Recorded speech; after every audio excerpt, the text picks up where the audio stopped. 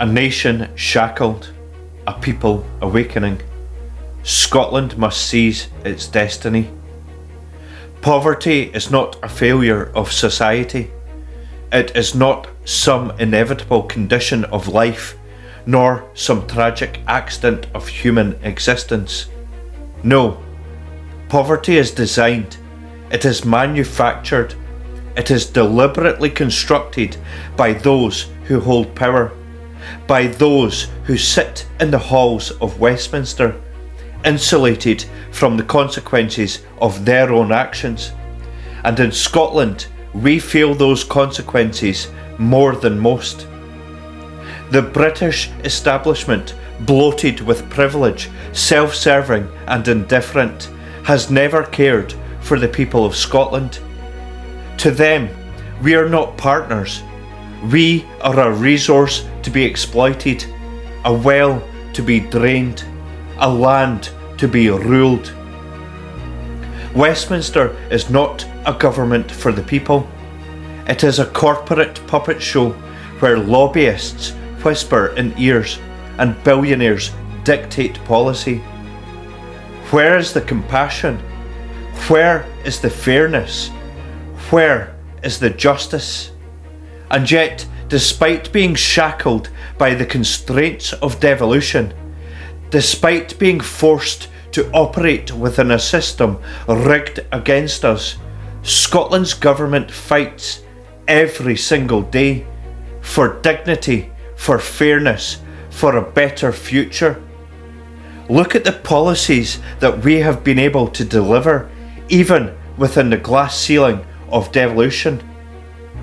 Free prescriptions, free university tuition, free personal care for the elderly, the Scottish Child Payment, a direct effort to lift our children out of poverty.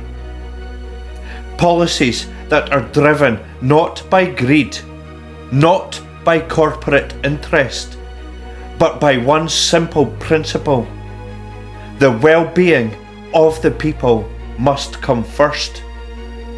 Meanwhile, Westminster continues to push its ruthless austerity agenda, regardless of which party holds power, mercilessly targeting the most vulnerable within our society, whilst protecting the wealth of the elite. They impose cuts that strip lifelines away from those who need it the most, plunging more families into a never-ending cycle of hardship.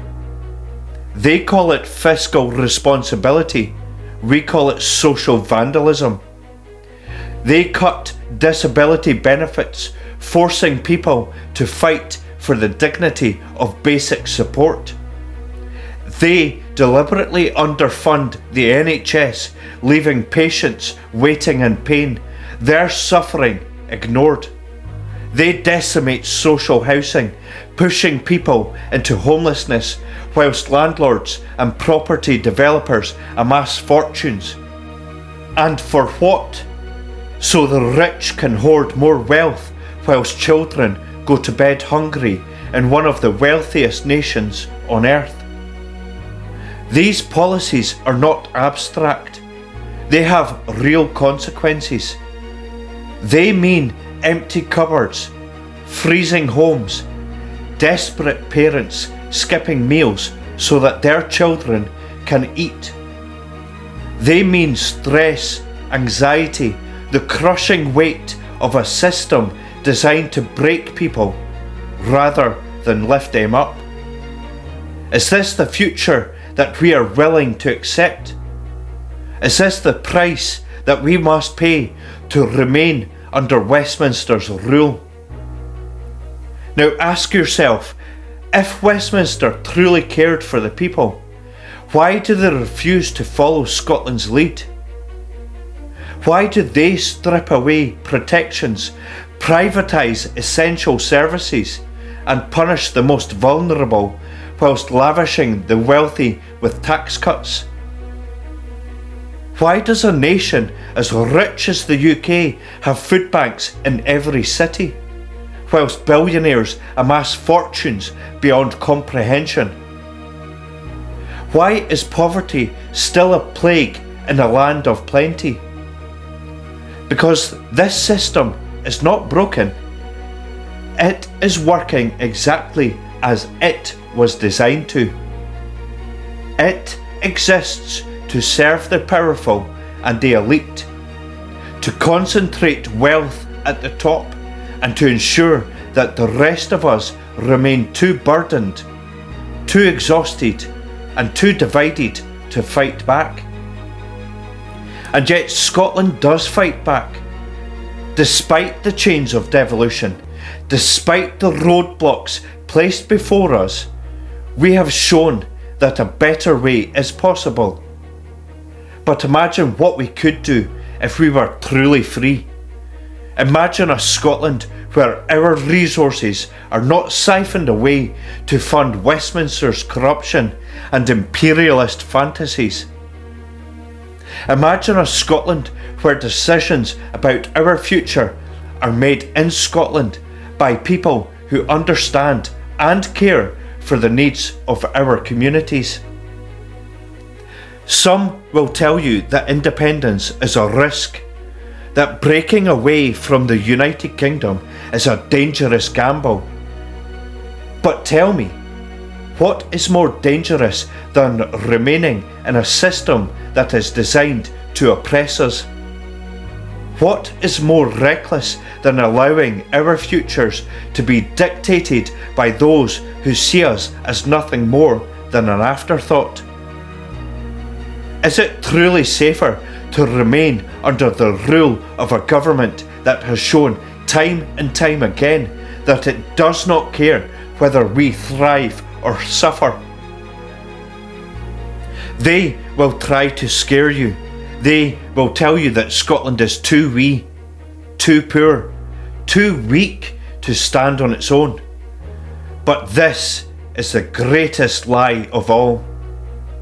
The truth is, Westminster fears an independent Scotland, not because we would fail, but because we would succeed, because we would show without question that an alternative to their greed-driven, morally bankrupt rule is not only possible, it is inevitable.